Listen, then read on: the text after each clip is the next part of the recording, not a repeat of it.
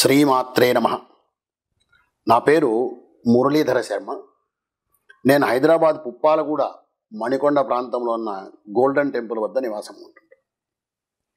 ఈరోజు నేను ఈ వీడియో ద్వారా సనాతన ధర్మానికి సంబంధించి, ప్రత్యేకించి హైందవ ధర్మానికి సంబంధించినటువంటి సమాజం ఎదుర్కొంటున్న ఒక సమస్య, దాని గురించి జ్యోతిష్యం ద్వారా ఏదైనా పరిష్కారం తెలుసుకోవచ్చా అనేది చెప్పే ప్రయత్నం చేస్తాను. సహజంగా సమాజంలో అనేక సమస్యలు వస్తుంటాయి, కానీ ప్రస్తుతం ఉన్నటువంటి సమస్య చాలా చిత్రమైన సమస్య. పిల్లలకు పెళ్ళిళ్ళు కావటం లేదు, లేదా చాలా ఆలస్యం అవుతున్నాయి అని. ఒకానొకప్పుడు ఈ సమాజము బాల్య వివాహాలతో బాధపడితే ఇప్పుడు వృద్ధ వివాహాలతో బాధపడుతోంది. 40 ఏళ్ళు, 35 ఏళ్ళు, 38 ఏళ్ళు వచ్చినా కూడా వివాహం కాకుండా ఉన్నటువంటి సందర్భాలు మనకు కనబడుతున్నాయి. రోజు నాకు వస్తున్నటువంటి జాతకాల్లో, గురుగారు ఈ జాతకం మా అమ్మాయిదండి, మా అబ్బాయిదండి, మా అమ్మాయికి 38 ఏళ్ళండి, మా అబ్బాయికి 40 ఏళ్ళండి, వివాహం కాలేదండి. వివాహం కాకపోవడం ఒక ఎత్తు అయితే, వివాహం ఆలస్యం కావడం వల్ల సమాజంలో వచ్చే అసమతలు మరొక రకం. దీనివల్ల సంతానం కలగకపోవడము, లేదా సంతానం ఇంకా ఆలస్యం కావడము, వీళ్ళు ముసలి వాళ్ళైనా కూడా పిల్లలుగా ఇంకా వాళ్ళు చదువుకుంటూ ఉండడము, వాళ్ళ రక్షణ చూడలేకపోవడం, ఇలా అనేక విధములైనటువంటి సమస్యలు హైందవ సమాజం ఎదుర్కొంటుంది. కేవలం పెళ్ళిళ్ళు అనేటువంటి ఆ ఒకే ఒక విషయం మీద అది ఆలస్యం కావడం అనేటువంటి కారణం వల్ల ఈరోజు ఈ జాతక భాగం ద్వారా, జ్యోతిషం ద్వారా మనము దీన్ని తెలుసుకోవడానికి ప్రయత్నం చేద్దాం. అయితే ముందుగా మనం పెళ్ళిళ్ళ గురించి తెలుసుకోవడానికి జాతకంలో ఏం చూడాలి, ఏమి పరిశీలించితే వివాహం అవుతుందా, అవుతే ఎప్పుడు అవుతుంది, త్వరగా అవుతుందా, ఆలస్యం అవుతుందా అనేటువంటి విషయాలు మనం తెలుసుకునే ప్రయత్నం చేద్దాం. ముందుగా మనం ఒక అవగాహనకు వద్దాము. 25 నుంచి 28 సంవత్సరాల వయసులో కనుక వివాహం జరిగితే, ప్రస్తుత కాల పరిస్థితుల ఆధారంగా, అది అబ్బాయి కావచ్చు, అమ్మాయి కావచ్చు, ఆ వివాహం త్వరగా జరిగినట్టుగా మనం భావించవచ్చు. అలా 28 దాటితే అది ఆలస్యమైనట్టుగానే మనం గుర్తించాలి. ఈ అవగాహనతో మనం ముందుకెళ్ళేటప్పుడు జ్యోతిష శాస్త్రములో ఈ పెళ్ళిళ్ళు అనేటువంటి, వివాహం అనేటువంటి ఈ విషయానికి సంబంధించి ఏవేవి ముఖ్యమైన అంశాలు ఉన్నాయి అంటే, ముఖ్యంగా గ్రహాలు, గురువు, శుక్రుడు, కుజుడు, ఈ 3 గ్రహాలు కూడా చాలా అత్యంత ప్రధానమైనటువంటి పాత్ర వహిస్తాయి ఈ వివాహాల విషయంలో. గురువు, శుక్రుడు, కుజుడు. అలాగే రాసులు కూడా మనకు జ్యోతిష భాగంలో గ్రహాలు, రాసులు, ఈ 2 ప్రధానమైనవి. గ్రహాలు గురు, శుక్ర, కుజులు ప్రధానమైతే, రాసులు సప్తమ స్థానం ముఖ్యంగా, అంటే 7వ స్థానం కళత్ర స్థానం అంటారు. అలాగే భాగ్యస్థానం 9వ స్థానం. ఇలా ఈ 2 మనకు ముఖ్యమైనటువంటి పాత్ర వహిస్తాయి. ఇవి కాకుండా మనకు గ్రహాల యొక్క ఉచ్చస్థితులు, నీచస్థితులు, శుభగ్రహాలు, పాపగ్రహాలు, గ్రహాల దృష్టులు, ఈ విధంగా అనేక విషయాల సమూహం మనము జాతకంలో పరిశీలించాలి.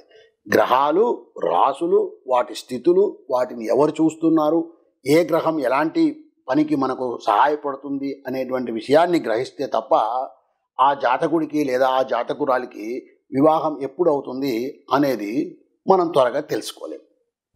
ఇప్పుడు నేను స్థూలంగా కొన్ని విషయాలు చెప్తాను. ఎలాంటి జాతక పరిస్థితులు ఉంటే, అంటే మనం జాతకం పరిశీలించినప్పుడు ఎలాంటి పరిస్థితులు ఉంటే వివాహం త్వరగా జరిగే అవకాశం ఉంది. నేను చెప్పాను, త్వరగా జరగడం అంటే 28 సంవత్సరాల వయసు లోపల జరిగే వివాహాన్ని మనము త్వరగా జరిగే వివాహం అని అనుకోవచ్చు. ఎలాంటి సందర్భంలో అవుతుంది అంటే, లగ్నము సప్తమ భావం, లగ్నం అంటే 1వ స్థానం, 1వ స్థానంలో సప్తమ స్థానం అంటే 7వ స్థానంలో శుభగ్రహాలు ఉంటే కనుక త్వరగా జరిగే అవకాశం ఉంది. ఇది ఒక విషయం మాత్రమే, ఇంకా అనేక విషయాల సమూహం వల్ల జరుగుతుంది. ఇది ముఖ్యంగా మనం గ్రహించాలి.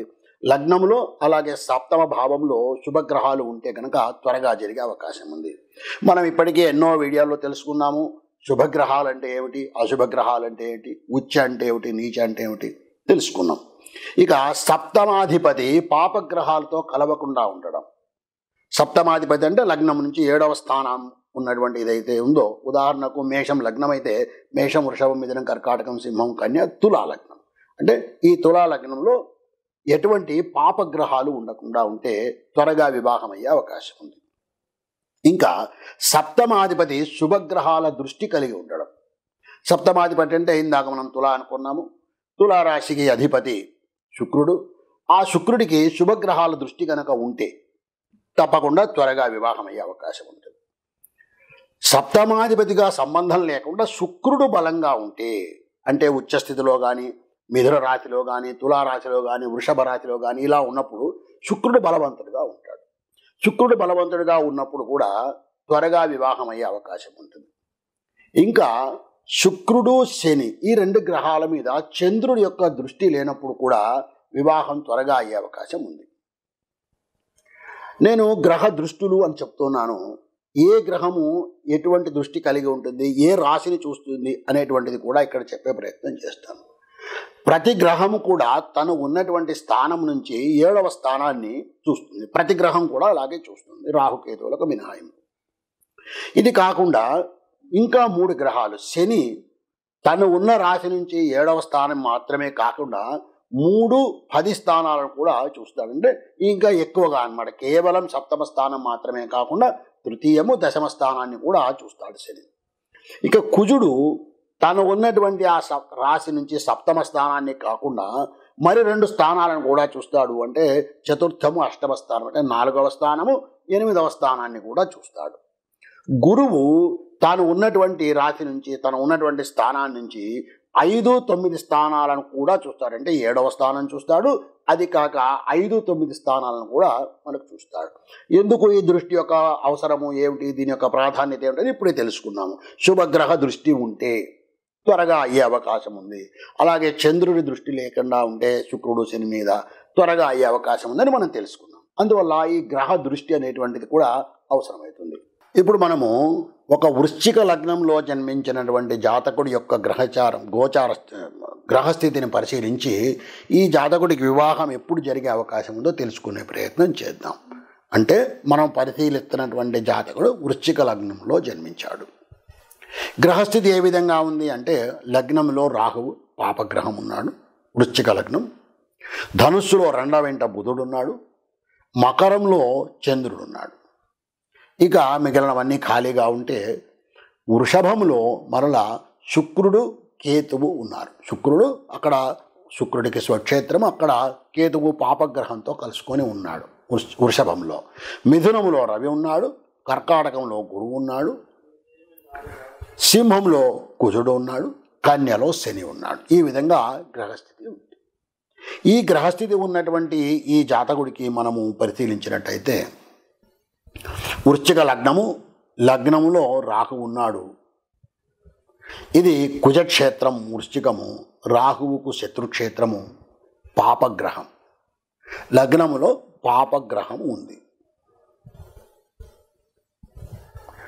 తరువాత లగ్నానికి దృష్టి ఎలా ఉంది అంటే శుక్రుడి దృష్టి ఉంది. శుక్రుడి దృష్టి వరకు బాగానే ఉంది, కానీ లగ్నంలో పాపగ్రహం ఉంది. కాబట్టి లగ్నం బలహీనంగా ఉందనే చెప్పుకోవచ్చు. ఇక లగ్నాధిపతి కుజుడు 10వ ఇంట ఉన్నాడు. 10వ ఇల్లు సింహరాశి. ఈ సింహరాశికి అధిపతి కుజుడు, రవి. ఈ కుజునికి రవి మిత్రగ్రహం. కాబట్టి లగ్నాధిపతి కుజుడు బాగా ఉన్నట్టే మనం తీసుకోవచ్చు. లగ్నాధిపతి బలవంతుడు కానీ, లగ్నం బలహీనంగా ఉంది కానీ లగ్నాధిపతి బలంగా ఉన్నాడు.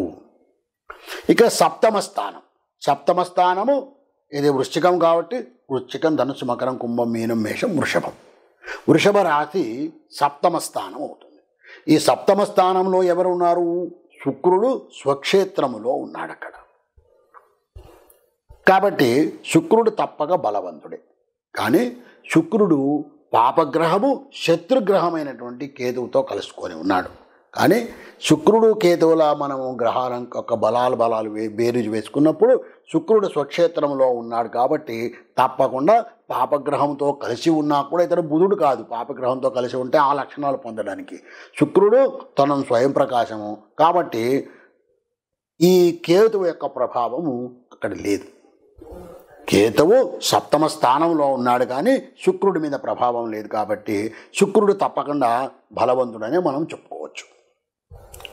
ఇక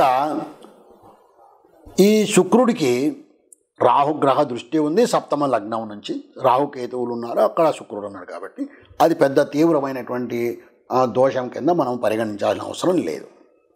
ఇక గురువు ఎక్కడ ఉన్నాడు? 9వ ఇంట కర్కాటక రాశిలో మిత్రక్షేత్రంలో ఉన్నాడు కాబట్టి గురువు కూడా బలవంతుడుగానే ఉన్నాడు. ఇది వృశ్చిక లగ్నం కాబట్టి కుజదోషం కూడా లేదు. ఇక గోచార రీత్యా గురువు 4వ ఇంట ఉన్నాడు, మేషరాశిలో ఉన్నాడు. ఇది మకర లగ్నం